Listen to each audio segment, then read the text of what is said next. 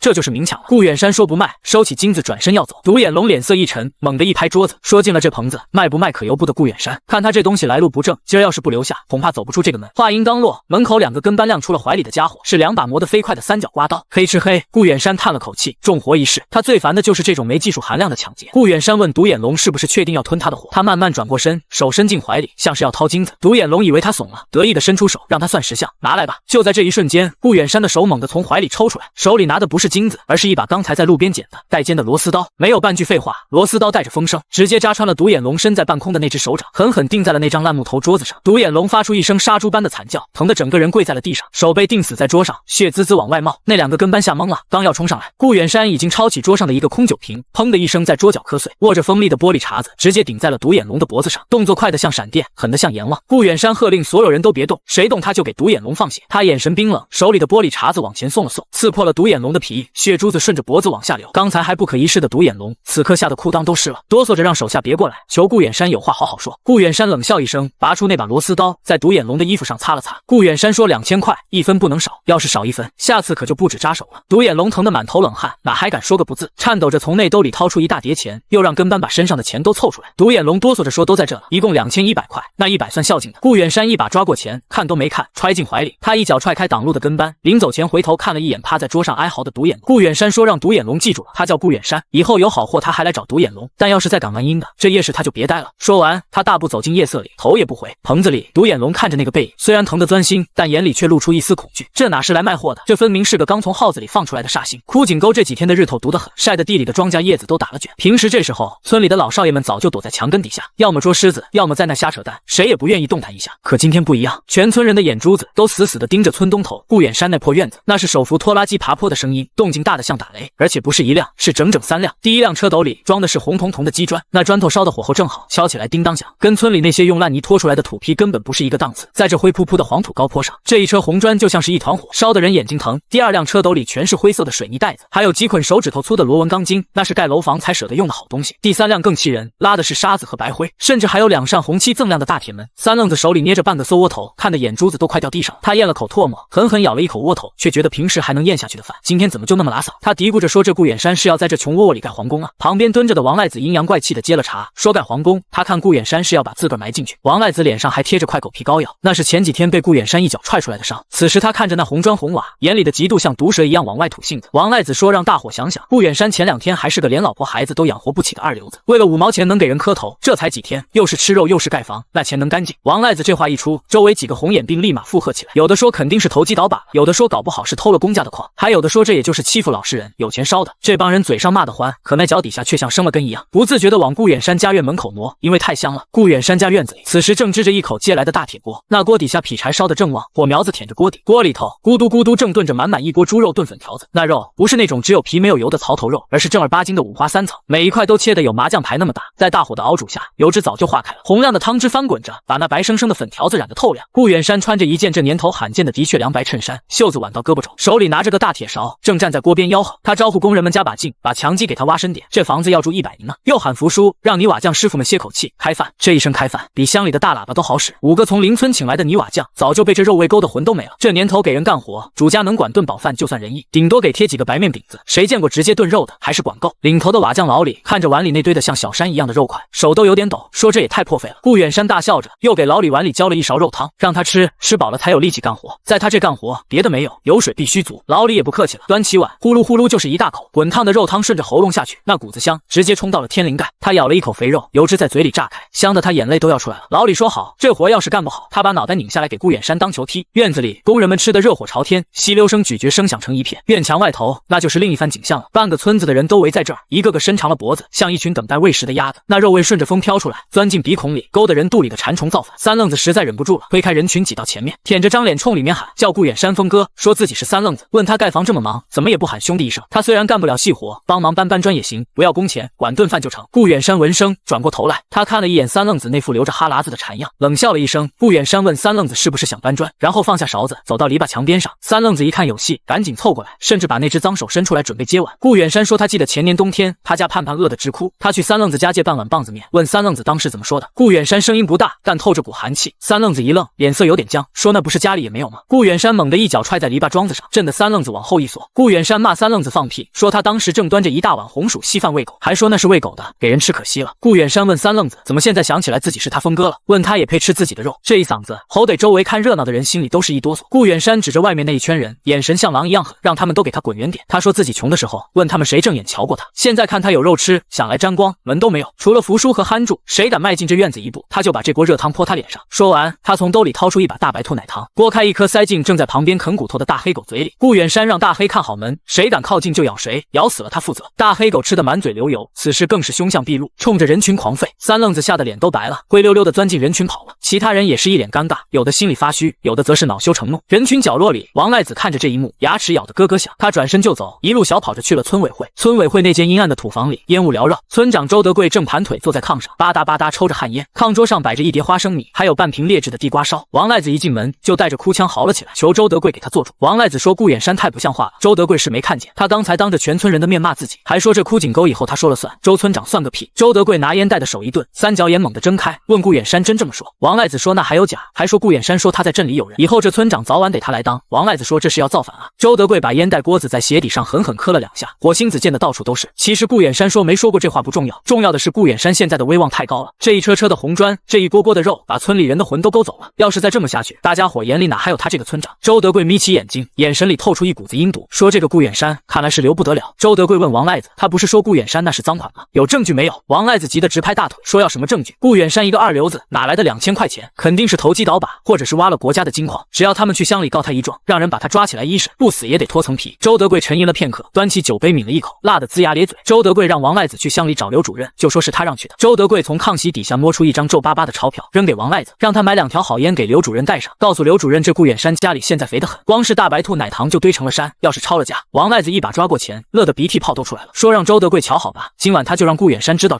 这枯井沟的天到底是姓周还是姓顾。周德贵看着王赖子撅着屁股跑出去的背影，冷笑一声，又抓了一把花生米塞进嘴里，嘀咕着说顾远山想盖新房，让他留着去耗子里盖吧。当天晚上，王赖子连夜摸黑走了20里山路，赶到了乡里。顾远山家里依旧灯火通明，林巧云看着那一摞摞红砖，摸摸这摸摸那，眼泪止不住的流。林巧云问顾远山，他们真能住上大瓦房了？顾远山说能，不仅是大瓦房，将来他们还要住楼房，住别墅。他给老婆倒了一杯热水，水里加了红糖。林巧云说他看村里人眼神都不对劲。王赖子一下午没见人影，他怕出事。顾远山拍了拍他的手背，眼神看向窗外漆黑的夜色，那双经过灵泉强化的耳朵似乎听到了远处风中传来的恶意。顾远山让林巧云别怕，兵来将挡，水来土掩。顾远山嘴角勾起一抹冷笑，手里把玩着那把锋利的剔骨刀。他说有些狗不打疼了，他是不会长记性的。这次他就借着乡里的手，把这些牛鬼蛇神一次性扫干净。第二天一早，天刚蒙蒙亮，枯井沟的鸡还没叫，一阵刺耳的摩托车轰鸣声就打破了宁静。那声音像狼嚎一样，带着一股子肃杀气，直接穿透了薄薄的晨雾。顾远山刚起床，正端着脸盆在院子里刷牙，那个还没来得及安好的大铁门被人一脚踹开，发出一声巨响，震得墙头上的土质往下掉。紧接着，2辆漆着公安字样的偏3轮摩托车，带着一股呛人的汽油味，直接冲进了院子。车还没停稳，上面就跳下来4个穿着黄绿色制服的人，领头的一个满脸横肉，腰里别着牛皮带，手里拎着根黑胶皮警棍，正是乡里大名鼎鼎的治保主任刘主任。刘主任一声暴喝，唾沫星子喷出老远，说都不许动，谁动就是抗拒执法。他身后，王赖子像条哈巴狗一样窜了出来，手里还拿着根绳子，指着顾远山兴奋的大叫，说这就是投机倒把分子顾远山，让赶紧把他抓起来，他家炕洞里肯定藏着赃款。这动静太大，把还没起身的村民们都惊动了。不一会儿，院墙外面就围满了人，有的披着棉袄，有的提着裤子，一个个伸长了脖子往里看。周德贵背着手，慢悠悠地从人群里走出来，脸上挂着那种痛心疾首的表情，说他早就跟顾远山说过，做人要脚踏实地，怎么就是不听呢？现在好了，乡里来人了，谁也救不了他。屋里，林巧云听到动静跑出来，一看这阵仗，吓得腿一软，差点瘫在地上。她哭喊着扑上去，想要护住顾远山，说他男人没犯法，凭什么抓人？刘主任不耐烦的一挥手，差点把林巧云推个跟头，说有没有犯法，跟他们回去审审就知道了。投机倒把，私吞国家矿产，这可是掉脑袋的大罪。说完，他掏出一副锃亮的手铐，哗啦一声甩开，大步走到顾远山面前，让他把手伸出来，别让他费事。气氛瞬间凝固到了极点，墙外的村民们有的幸灾乐祸，有的暗暗叹气，说顾远山这下完了，那钱来路不正，怕是要坐牢了。王赖子更是得意忘形，凑到顾远山面前，那张大黑脸都要对到顾远山鼻子上去了，嘲讽说昨天不是挺横吗？不是要放狗咬人吗？看他进了耗子还怎么横。顾远山一直没说话，他慢条斯理的漱了口，把牙刷缸子往窗台上一放，又用毛巾擦了擦嘴，那动作从容的像是在逛花园，根本没把眼前的这帮人放在眼里。他转过身，冷冷的看着刘主任，眼神平静的像一潭死水，却深不见底。顾远山开口了，声音平稳有力，说抓人得有证据，搜查的有手续，这2样都没有，就凭王赖子一张嘴就要给他戴铐子，这官威是不是耍的有点大了？刘主任一愣，这年头老百姓见了穿制服的，哪个不是吓得尿裤子？这小子居然敢跟他讲法律。刘主任觉得自己被冒犯了，恼羞成怒的吼道，说他就是手续，在这10里8乡，他说顾远山是投机倒把，顾远山就是投机倒把，让手下铐上，敢反抗就别怪不客气。2个手下立刻扑上来，要按住顾远山的肩膀。林巧云绝望地闭上了眼睛。就在那冰冷的手铐即将触碰到顾远山手腕的千钧一发之际，一阵低沉厚重带着强大压迫感的汽车喇叭声猛地在所有人身后炸响。这声音不像拖拉机那么破锣，也不像摩托车那么尖锐，它透着一股子威严，震得人心头发颤。众人下意识地回头，只见村口那条窄窄的土路上卷起了一条黄龙，一辆墨绿色的帆布棚吉普车像一头钢铁怪兽咆哮着冲了过来。这年头，这种吉普车那就是权力的象征，只有县团级以上的大领导才有资格坐。吉普车一个漂亮的甩尾，直接停在了顾远山家院门口，那巨大的保险杠差点对到刘主任的屁股上，刘主任往旁边一跳，差点摔了个狗吃屎。车门推开，先是一双擦得锃亮的大头皮鞋落地，紧接着一个穿着4个兜中山装、头发花白、戴着黑框眼镜的老者走了下来。他虽然上了年纪，但腰杆笔直，带着一股子常年身居高位的威严，正是那天在矿务局遇到的张建设张工。他身后还跟着2个身材魁梧、目光如电的年轻人，一看就是带着家伙的保卫科干事，全场死一般的寂静，连最爱叫唤的村里的狗这时候都夹着尾巴不敢出声。周德贵手里的烟袋锅子啪嗒掉在了地上，嘴巴张得能塞进个鸡蛋。张建设看都没看周德贵一眼，目光如炬，扫过刘主任，最后后落在那个还没收回去的手铐上。张建设一声怒喝，中气十足，问他们是哪个单位的，光天化日之下跑到矿务局特聘专家的家里行凶，谁给他们的胆子？刘主任被这气势彻底镇住了，腿肚子直转筋，结结巴巴地说自己是乡里的，他们在抓投机倒把。张建设冷笑一声，大步走到顾远山身边，一把拉过顾远山的手，像是老朋友一样拍了拍，说顾远山同志发现了重要地下水源，解决了国家重点勘探项目的燃眉之急，这是有大功的。他从那个真皮公文包里郑重其事地掏出一张烫着金字的大红聘书，还有一张盖着大红印章的奖状。他把聘书狠狠拍在顾远山手里，动作大的像是在扇某些人的耳光。这是省地质勘探队、青山矿务局联合颁发的聘书，特聘顾远山同志为找矿向导，享受科级干部待遇。张建设转过身，目光森冷地盯着已经瘫在地上的王赖子，说：“至于他们说的赃款，那是组织上特批给顾远山同志的奖金，2000块。问他们乡里是不是连奖金都要没收？是不是想造反？”这一番话字字如雷，轰得在场所有人脑瓜子嗡嗡的。省地质队、矿务局、科级干部待遇，每一个词都像是一座大山，压得周德贵和刘主任喘不过气来。刘主任面色凝重，额头冒出冷汗，瞬间湿透了后背。完了，踢到铁板了，而且是烧红的铁板。刘主任哆嗦着把手铐往身后藏，脸上挤出一个比哭还难看的笑，说：“都是误会，都是王赖子举报的，他们是被蒙蔽了。”他反应倒是快，反手就是一巴掌抽在王赖子脸上。王赖子被打得原地转了3圈，捂着脸趴在地上，连哭都不敢哭出声。顾远山拿着那张红彤彤的聘书，看着眼前这帮刚才还要吃人的恶狼，现在变成了丧家犬，嘴角勾起一抹冷意的弧度。他一步步走到王赖子面前，那双擦得锃亮的新皮鞋停在王赖子手边，狠狠跺了一下。王赖子发出一声惨叫，顾远山弯下腰，用只有2个人能听到的声音轻轻说：“他说过，有些狗不打疼了是不长记性的。”他又抬起头，看向那个已经缩到人群最后面，想偷偷溜走的周德贵，说：“让周村长别急着走，他们的账还没算完呢。”张建设的吉普车卷着黄土走了，只留下一屁股黑烟，呛得人直咳嗽。刘主任连个屁都没敢放，点头哈腰的送走了那尊大佛，转过头恶狠狠地瞪了一眼还趴在地上的王赖子，收队走了。那2辆刚才还耀武扬威的偏3轮14子，现在像是泄了气的皮球，突突突的跑了。乡里的人一走，顾远山家院门口这块地界气氛瞬间就变了。刚才还躲得远远的，生怕被顾远山连累的村民们20子，这会儿一个个像是闻着腥味的苍蝇，嗡的一下全围了上来。那一张张脸变得比戏台上的变脸还快，刚才还是鄙夷幸灾乐祸，这会儿已经堆满了那种让人看着就想吐的讨好笑容，脸上的褶子都笑开了花。村东头的二婶子手里还捏着一把瓜子，凑上来说他就知道顾远山是个有大出息的，那王赖子就是个烂心烂肺的玩意儿。刚才他还想帮忙骂他呢，刚才就是他嗑瓜子嗑的最响，说顾远山要吃枪子。一个流里流气的年轻后生硬往里挤，伸手就想去拉顾远山的胳膊套近乎，说自己是他三舅老爷家的表弟大强，小时候他俩还一块尿过尿呢。还有人舔着脸说顾远山现在是国家的人了，还是科级干部，以后村里可就指望他了，问能不能在矿上安排个活，哪怕是个看大门的也行。周德贵也不甘落后，背着手，脸上挂着那种僵硬的假笑，舔着脸凑过来说刚才是他糊涂，被王赖子那狗日的蒙蔽了。其实他心里一直把顾远山当亲侄子看。顾远山站在自家那还没修好的院门口，手里拿着那张烫金的聘书，像赶苍蝇一样弹了弹上面的灰。他没说话，只是从兜里掏出一盒还没拆封的大前门，慢条斯理的撕开封口，抽出一根叼在嘴里，划着火柴点上。他深吸了一口，然后冲着周德贵那张老脸狠狠吐了一口浓烟。周德贵被呛得直咳嗽，脸涨成了猪肝色，但硬是没敢发火，还得陪着笑。顾远山眯着眼睛，目光像刀子一样在人群里刮了一圈，最后他的视线停在了人群最外围的那个角落，那里蹲着一个穿着破棉袄、满脸皱纹像老树皮一样的老头，正在那默默的抽旱烟袋，旁边还站着个流着大鼻涕、傻乎乎的大个子，是福叔，还有憨柱。刚才刘主任掏手铐的时候，全村人都往后缩，只有这爷俩往前凑了2步。福叔手里攥着块半截砖头，憨柱更是把拳头都捏白了。上辈子顾远山落魄的时候，这全村几百号人，只有福叔偷偷给过他半个馊馒头救命，只有憨柱在他被王赖子打得半死的时候，傻乎乎的扑上来替他挨了3棍子。顾远山招了招手，让福叔和憨柱过来，声音不大，但在嘈杂的人群里却显得格外清晰。福叔一愣，指了指自己的鼻子，有点不敢相信。顾远山说对，就是他俩，让他们进来。福叔磕了磕烟袋锅子，有些局促的搓着手，拉着憨柱走了过来。周围的人群自动让开一条道，眼神里全是嫉妒。憨柱吸溜了一下鼻涕，傻笑着问有没有糖吃。顾远山说有，不仅有糖，还有肉。他一把搂过憨柱的肩膀，又扶住福叔那干瘦的胳膊，转身冲着屋里喊了一嗓子，让巧云把那挂腊肉拿出来，再拿2条大前门，还有昨天让他藏在柜底下的那200块钱。这一嗓子吼得周围的人群轰的一声炸了锅。腊肉、大前门、200块钱，这年头200块钱那是这帮面朝黄土背朝天的农民苦干3年也攒不下的巨款。林巧云虽然心疼，但对顾远山的话那是言听计从。不一会儿，他就抱着东西出来了，那一挂红亮亮的腊肉，油光发亮，2条整整齐齐的大前门香烟，还有那一沓虽然皱巴但却实打实的钞票。顾远山接过来，二话不说，直接往福叔怀里一塞，说这100块钱让福叔拿着，把家里那漏雨的房顶修修，买2身新衣裳，又说这100块给憨柱的娘拿回去治病，这烟和肉他俩分了。福叔吓得腿一软，直接跪在了地上，手里的钱烫得像是着了火。他老泪纵横，说使不得，这么多钱，他这老命都不值这个价。顾远山一把将福叔拽起来，力气大的吓人，说让他拿着，这是定金，从今天起，他俩就是他顾远山的人，他要进山找矿，那是把脑袋别在裤腰带上的活，敢不敢干？福叔抹了一把眼泪，吼得嗓子都破了，说干，就是下油锅他也干。憨柱挥舞着那像砂锅一样大的拳头，眼神凶狠，说顾远山去哪他就去哪，谁敢欺负顾远山，他就锤死谁。谁。这时候，那个自称表弟的大强眼红的都要滴血了，他猛地挤过来，伸手就要去抓那一挂腊肉，说他也干，他也有一把子力气，不要100，给50就行。二婶子也扯着嗓子喊，说他也去，大家都是亲戚，肥水不流外人田。顾远山冷笑一声，他猛地抬起脚，一脚踹在旁边那堆还没用完的红砖上，一块红砖应声碎成2半，碎屑飞溅，擦着大强的脸飞过去，吓得他惨叫一声，坐在地上。顾远山指着大强的鼻子，唾沫星子喷了他一脸，问这时候想起来是亲戚了，说上个月他家揭不开锅，他去大强家借2斤棒子面。大强正端着一盆猪食喂猪，说那棒子面是留着下猪仔给人吃可惜了，问他现在是不是想吃这猪都不吃的饭。大强的脸瞬间白了，嘴唇哆嗦着说不出话来。顾远山又指着二婶子，说他家盼盼发烧，他去他家借退烧药，他把门一关，说要给狗吃了也不给他，现在想来占便宜，他看他是活腻歪了。顾远山环视四周，眼神阴冷的像是一头护食的饿狼，说除了福叔和憨柱，谁要是敢往他家院子里迈一步，他就当是来偷东西的，到时候别怪他不讲情面，打断了腿也是白打，他让他们都给他滚远点。说完，把手里抽了一半的烟头狠狠弹在王赖子那张还在发呆的脸上，火星子烫的王赖子一激灵，顾远山根本没看这帮人的脸色，咣当一声狠狠关上了那扇破木门，插上了门栓，门外一片死寂，随后是此起彼伏的哀嚎和咒骂声。门内，顾远山看着局促不安的2个人，从腰里摸出一把在黑市淘来的老洋炮，那是把双管猎枪，枪管锯短了，威力更大。顾远山说让福叔和憨柱吃饱了这顿饭，他们就要进山了。这次去的地方是真正的阎王殿，除了枯井沟往西北走，那是连鬼都不愿意去的黑石潭，这里没有路，满地都是黑色的砾石，像是一片被火烧过的焦土，风一年四季都在刮，刮在脸上像刀割一样疼。顾远山赶着那辆从王赖子家借来的驴车，当然没给钱，车上拉着几桶水、干粮，还有几捆雷管和炸药，这是那天在矿务局张工特批给他的勘探物资。福叔裹着件破羊皮袄，缩在车斗里，冻得直吸溜鼻涕。憨柱倒是火气旺，光着膀子穿个坎肩，手里紧紧攥着把磨得飞快的工兵铲。福叔看着周围越来越荒凉的景色，心里直发毛，问顾远山他们这是要去哪？再往前走可就是狼窝了，这一路上连根草都不长，除了风声就是风声。顾远山坐在车辕上，手里甩着鞭子，没说话。他闭着眼睛，那个神秘的听觉正在全功率运转，地下水的声音越来越远，取而代之的是一种让人心悸的沉闷的轰鸣声。这声音比上次那个狗头精发出的声音要宏大的太多太多。如果说上次那是铜锣声，那现在这个就像是几百面战鼓在地底下同时敲响。金子，海量的金子就在前面那座像骷髅头一样的黑石山下面。顾远山猛地一拉缰绳，那头老驴喷了个响鼻停了下来。此时天已经全黑了，戈壁滩的夜黑得伸手不见五指，只有头顶那惨白的月亮照得地上的白骨森森发亮。顾远山跳下车，让憨柱把火升起来，旺一点。他从车斗里拽出那把老洋炮，开始往枪管里填火药。他的动作很快也很稳，黑火药倒进去，压实，再塞进去一把钢珠和铁砂，最后用破布堵住枪口。这一枪喷出去10米之内神仙难救。福叔哆哆嗦嗦地捡了些干枯的红柳枝，升起了一堆篝火，火光跳动，勉强驱散了一点寒意。3人围着火堆，啃着硬得像石头的干饼子。突然，顾远山嚼饼子的动作停住了，他耳朵动了动，脑海里那个沉闷的金鸣声背景下，突然多出了一阵细碎的密集的沙沙声，那是肉垫踩在碎石子上的声音，很轻，但数量极多，四面八方都有。顾远山慢慢咽下嘴里的饼子，声音压得极低，透着股肃杀气，让他们别吃了，抄家伙，背靠背站着。福叔一愣，问怎么了？顾远山只说了一个字：狼。他把老洋炮端在手里，大拇指轻轻扳开了击锤，发出一声清脆的咔嗒声。话音刚落，黑暗中突然亮起了一对绿油油的小灯笼，紧接着是第2队、第3队、第10队。借着篝火微弱的光，能看到周围的黑暗里隐隐绰绰全是灰色的影子，那是一群戈壁狼，个个瘦得皮包骨头，呲着一口黄牙，嘴里流着粘稠的咸水。他们饿疯了，在这鸟不拉屎的地方，这3个大活人加上1头驴，那就是过年的大餐。一声凄厉的长嚎，正对面那块大石头上猛地窜出一头体型巨大的头狼，这家伙少说有100斤，脖子上的毛都是炸起来的，像个狮子。他根本没有试探，后腿一蹬，像道灰色的闪电，直接扑向最瘦弱的福叔。福叔吓得魂飞魄散，手里的工兵铲咣当一声掉在地上，整个人瘫软下去，连跑都忘了跑。那血盆大口带着腥臭味，眼看就要咬住福叔的脖子。就在这千钧一发之际，一声巨响，震得整个戈壁滩都在颤抖。顾远山手里的老洋炮喷出一股1米多长的火舌，浓烈的白烟瞬间炸开。那头还在半空中的头狼被铁砂和钢珠近距离击中，当场毙命。头狼的尸体借着惯性重重砸在福叔身上，滚烫的液体溅了福叔一脸。福叔被那一击，发出一声撕心裂肺的惨叫。枪声和头狼的倒下，让狼群出现了一瞬间的骚乱。他们夹着尾巴往后退了几步，喉咙里发出低沉的咆哮，但并没有散去，反而被同类的气味激得更加狂躁。顾远山一把将福叔从地上拎起来，吼声如雷，让他别叫唤起来，让憨柱护住福叔，别让狼把他俩冲散了。此时的顾远山浑身煞气，他把打空的老洋炮往身后一背，反手抄起那把锋利的工兵铲，站在最前面，像尊战神。顾远山大喊不想死的就跟他冲，往那座黑石山跑，那里有个洞。顾远山的耳朵听得清清楚楚，就在前面500米那座黑石山的半山腰有一个风口，那风声是呜呜的，带着回音，说明里面空间极大，而且只有一个入口，只要守住那个洞口，别说几十条狼，就是几百条也攻不进来。顾远山大吼一声，让他们跑，一铲子拍飞了一条试图偷袭的独眼狼，骨头碎裂的声音清晰可闻。那狼惨叫着飞出3米远，腰椎直接断了。3人一驴发疯一样往黑石山狂奔，狼群反应过来，疯了一样扑上来。憨柱急了，他虽然傻，但劲大，一头狼咬住了他的棉裤腿，他根本不管，抡起手里的工兵铲，照着那狼头就是一下，铲刃直接铲进了狼脑袋里，半个狼头都被削掉了。憨柱疼得直叫唤，说这畜生咬他屁股，但手手底下更狠了，工兵缠舞的像风火轮。顾远山更是凶悍，他冲在最前面开路，凡是敢挡路的狼，不是被拍碎了脑袋，就是被砍断了腿。他的动作没有任何花哨，全是杀招。这具身体虽然还不够强壮，但那种从骨子里透出来的狠劲，让狼群都感到了畏惧。借着月光，顾远山看到了半山腰那个黑漆漆的洞口，喊着到了，就在那，让憨柱先把符书扔进去。憨柱一把抓起符书，像扔麻袋一样把它扔进了洞里。然后是那头驴，老驴也知道逃命，四蹄蹬地，硬是挤进了石缝。憨柱在洞口喊，让顾远山快进。顾远山回头看着身后紧追不舍的狼群，嘴角勾起一抹狰狞的笑。他从兜里掏出一根雷管，在那块粗糙的石头上一擦，引信瞬间冒出了火花。顾远山说送他们个大炮仗，把雷管往狼群最密集的地方一扔，转身像条鱼一样滑进了洞口。3秒钟后，巨大的爆炸声在洞外炸响，地动山摇，碎石横飞，伴随着无数野狼凄厉的惨叫声，整个世界仿佛都安静了。洞里，福叔和憨柱抱着头趴在地上，耳朵嗡嗡直响。顾远山从地上爬起来，拍了拍身上的土，吐出一口带血的唾沫。行了，安全了。他从怀里掏出个手电筒，暗亮，一道光柱刺破了洞里的黑暗。当看清眼前的景象时，顾远山的手也忍不住抖了一下。这哪里是什么山洞，这分明是一个巨大的天然溶洞。而在溶洞的岩壁上、地上密密麻麻全是那种在手电光下闪烁着诱人光泽的暗金色矿石，尤其是洞顶，一条如龙一般的金色矿脉蜿蜒盘旋，仿佛要把人的眼睛都晃瞎。憨柱张大了嘴，口水顺着嘴角流下来，滴在地上，问顾远山这是不是金子。顾远山深吸了一口气，压抑住心脏狂跳的冲动。他走过去，捡起一块石头，用牙狠狠咬了一口，软的、纯度极高的明金。这一炮不仅炸飞了狼群，更是炸开了一座金山。顾远山转过头，看着2个已经吓傻了的兄弟，咧嘴一笑，露出一口白牙。没错，他们这回是真的发了。溶洞里静的只能听见3个人的心跳声，像肋骨一样。福叔的手电筒光柱在洞壁上乱晃，照到哪里就是一片金灿灿的反光，那不是镀金也不是金粉，是一块块嵌在岩石缝里，像生姜那么大的天然明金。福叔腿一软，直接瘫坐在地上，2只手哆哆嗦嗦的去摸那块石头，摸到了，又像烫手一样缩回来，再摸再缩。福叔哆嗦着说这得是多少钱，问他们是不是把龙王爷的库房给挖了。顾远山没说话，他把手电筒咬在嘴里，腾出双手，抡起那把还沾着狼血的工兵铲，照着一块凸出来的金矿石就是一下，火星四溅，那块足有拳头大的矿石应声而落，掉在地上发出沉闷的声响。顾远山捡起来，用袖子擦了擦上面的灰，那金黄色的光泽在黑暗中刺得人眼睛疼。这一块起码含金量在80%以上，简直就是纯金。顾远山把矿石往福叔怀里一扔，砸得福叔哎呦一声，让他们都别愣着，动手。顾远山让憨柱把驴车上的麻袋都拿进来，只装这种亮瞎眼的，没光的石头别要，他们那破驴车拉不动多少，捡最值钱的装。憨柱乐得大嘴叉子都咧到耳后跟了，也不觉得累了，把工兵铲抡得呼呼带风。3个人就像是掉进米缸里的老鼠，在这个与世隔绝的溶洞里疯狂地干了1天1夜，饿了就啃2口干硬的死面饼子，渴了就趴在地下河边喝2口甜水，直到那辆借来的老驴车被沉甸甸的矿石压得车轴都在吱嘎吱嘎惨叫，老驴累得直喷响鼻，死活不肯动弹。顾远山才不得不喊了停，行了，再装车就散架了，让他们把洞口封好，做个记号，剩下的下次开大车来拉。回程的路，顾远山没让车回枯井沟，这几百斤高纯度的明金矿石要是拉回村，那就不是漏府了，那是招雷劈。他直接赶着驴车连夜去了青山矿务局，有了张工这层过硬的关系，再加上这一车品位高的让化验室主任当场把眼镜摔碎的明金矿石，事情办得顺风顺水。这批矿石顾远山没要钱，而是直接跟矿务局换了物资和运输队。3天后，枯井沟的日头依旧毒辣，村口的大柳树底下，几个老娘们正缩在墙根底下晒太阳，一边那鞋底，一边嚼着顾远山的舌根。有人说顾远山进山都快5天了，怎么一点动静没有？有人说那黑石滩是人去的地方吗？狼比狗都多，8成是为了狼了。还有人说他是想钱想疯了，把命搭进去了。王赖子正蹲在旁边抽旱烟，闻言嘿嘿一笑，露出一口黄牙，说死了才好呢，他要是死了，那几间新瓦房保不齐还是村里的。话音刚落，地面突然微微颤抖起来，起初是很轻微的震动，像是有千军万马在远处奔腾，紧接着那震动越来越大，连墙皮上的土都在扑簌簌往下掉。一个老汉惊恐地站起来，手里的烟袋锅子都在抖，问是不是地龙翻身了。下一秒，村口那条平时连拖拉机走都费劲的土路尽头猛地卷起了一条黄龙般的烟尘，遮天蔽日，把半边天都染黄了。巨大的引擎轰鸣声像闷雷一样滚了过来，震得人心脏都要跳出来。在所有人惊恐呆滞的目光中，一辆墨绿色的解放牌大卡车咆哮着冲破烟尘，那巨大的橡胶车轮子每一个都比人头还高，卷着黄土霸道地碾过路面上的坑洼。这还没完，后面跟着第2辆、第3辆、第4辆，足足10辆重型卡车，每一辆车斗里都装得满满当当，上面盖着厚厚的帆布，但依然能看出来里面塞满了东西。打头阵的是一辆挂着红色牌照的吉普车，这阵仗枯井沟几百年都没见过，别说村长周德贵，就是当年县长下乡视察，也就是2辆吉普车，哪见过这种钢铁洪流？车队根本没减速，径直开到了村东头顾远山家门口。路太窄，那一排排还没修好的篱笆墙直接被车轮子碾得粉碎，像是踩死一只蚂蚁一样轻松。车队停下，吉普车门推开，顾远山穿着一件崭新的领口带毛的军大衣，戴着一副蛤蟆镜，脚蹬牛皮大头鞋，从车上跳下来。他身后，福叔和憨柱也换了一身新行头，憨柱手里还抱着个半导体收音机，正咧着嘴傻笑。顾远山把墨镜往下一拉，大手一挥，让人卸火。10辆卡车的挡板同时放下，上面的帆布一掀开，围观的村民们眼珠子差点瞪裂了。第1辆车全是白花花的面粉，那是精装的富强粉，堆得像小山一样。第2辆车成扇成扇的猪肉，红白相间，在阳光下泛着油光，少说有20头猪。第3辆车崭新的飞鸽牌子型行车，一共5辆，还有3台蝴蝶牌缝纫机。全村人都傻了。周德贵站在人群里，看着那一车车的物资，手里的烟袋锅子掉在脚面上，烫了个大燎泡，疼得他一哆嗦，但他连叫都没叫出声。这不是去淘金了，这是把国库给搬空了吧？王赖子更是吓得一屁股坐在地上，裤裆里一阵温热。他看着顾远山那身行头，感觉像是见到了活阎王。这一车东西把整个枯井沟卖了都买不起。顾远山摘下墨镜，随手挂在衣领上，他走到瘫在地上的王赖子面前，用那双锃亮的大头皮鞋踢了踢王赖子的腿，说他好像听见谁说他要是死了，房子归村里。王赖子吓得浑身哆嗦，像是打摆子一样，拼命摇头，说他是放屁。顾远山嗤笑一声，没再理他。他转身冲着屋里还在发愣的林巧云喊道：“让他叫人搬东西，今儿个高兴。凡是刚才没说闲话的，一家领10斤白面。”顾远山眼神一冷，扫过墙根那几个老娘们，说：“至于那些嘴欠的，1粒米都别想拿。”